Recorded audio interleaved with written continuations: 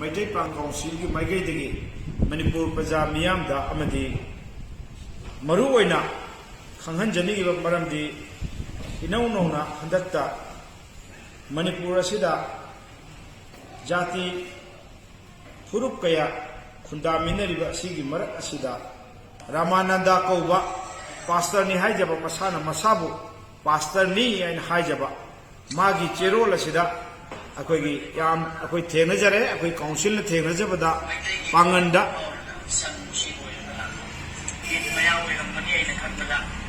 चिंगी हरगना क्रिसमस मया पांगन नवैरपनेना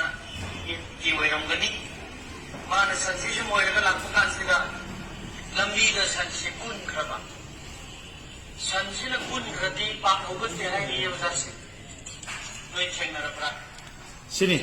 कोइना हाइजेनिंगसि सुमाइना पांगन मैत्री पांगल बुसु याम उसित थावैदबगी टाइपता सन कुनबा सन चिंबगी टाइपता यामना स्लेंग ओइबा लैंग्वेज अमदा सन मथुंदा उमुरो हचनबा मोरक पाउडर हचनबा दुगुंबा डिसेंडेड मैम अमसुगुंबा पब्लिक के before the public as a pastor अमने दि हाइजरगा मसाना मसाबु पास्टर नि हाइरगदी मागी द वे ऑफ प्रीचिंग सि कामाइना प्रजादा कन्विंस तौगनी प्रीचिंग तौगनी नोबल एंड हम्बल अदुगुंबो ते येंगो सुगुंबा पास्टर नि हाइरगा बिजनेस की माइंडेड ओइरगा तोंगानबा मैतै इचिलिनाउ सिंगी फुरुपुचु सजाल बुसु हौदोंनि हाइबुंबा तोंगानबा मैतै की लाइनिंग लाइसोन तेरागी धर्म की चटनबी अदुगुंबा नाट की ओइबा परंपरा कया सिबु खुंगोइनरगा तिन सिचनबगी कया थेंगनै लोइना लोइना मसी मरक्ता वार्निंग सक्षिंग कया सु लेख्रे मरुइना खोइना लाचनिंगिसे मैतै पांगल कम्युनिटी बु सितब मोंदा सन पुरगा यामना हंथबगी मोंग अमदा अखोइगी उमुरो की टाइप सिंबल लैंग्वेज अम सिजनै मिस्टर रामानंदा अंगावबा अपंगबा नंगोंदा एज अ प्रेसिडेंट अमोइना हाजिरा फटाली आइन हाइरिसि नंग करंबा पिक्चर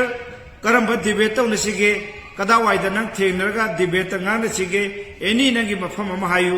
नंग बो अखोइना माय पांगल काउंसिल दगे इनवाइट तौरि समजिन साजिनबा फैब्रिकेशन ओइबा स्टोरी अदुगुंबा अदुना धर्म की मिंगद ललोलगा काबार तौरगा मैतै हुलगा पांगन हुलगा ट्राइब चिलिनाउसिंदा अमक ओनसनबा मिंगना सरनेम लेबा अदुगुंबदो वर्ल्ड इस्लाम हाइबसे अखोइगी पांगन हाइना खंगरबा मणिपुरदा येलहुमी अमोइना खंगनैबा इंडिजिनस ओइना पांगन अजोबनी द वर्ल्ड इस्लाम चलिबसे सि याम फजबा अखोइगी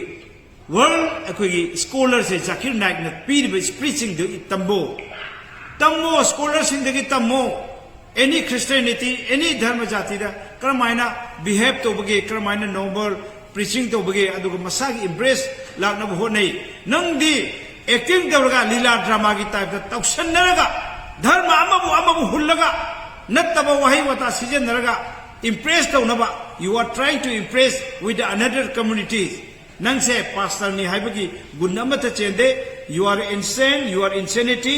नंगसे अंगावो मी मनी अदुना डिबेट अमतंग पामे अदुना धर्म सिदा करीम कथाइना भाइबसे तोंगानबो वफमनि नंग तौगनु नसागी पॉपुलरिटी तानगी हरगदी तसेना बाइबल बु तसेना पारगा टीचिंग तौरगा फजबा वे द तौ द वे ऑफ नंगी टीचिंग मेथड तुना मी से मसा मसागी लाइनिंग लाइसोन मागी इंडियन कॉन्स्टिट्यूशन की मतुंग इन्ना अपाम धर्म से मसा मसागी फेट नि अदुगा नंग ngasi MPCM की माइगैदगी वार्निंग ओइना पीरिबसिनी नुमित चाहेन था अखोइगी तरागा तरेनि सुबने होजे today ngasi अखोइगी day 17 of the Ramadan holy month and fasting the most holiest and the purest अखोइगी month से सी ओइरे अखोइ साउबो कया लेहनिंग दे अदुना हाइजेनिंग दी रोजा अखोइगी आफ्टर अखोइ चाहेन था सि लोइरबो मतु ईद की मतुंग द फजर डिबेट नमतंग तौनसी नंग मफम चाबा मफम द अखोइ इनवाइट तौरो नत्रगना अखोइने इनवाइट तौरकनी नत्रगना ममांग द नंग सेंगदोकपिरो हाइबो फम से काउंसिल माइगैद थं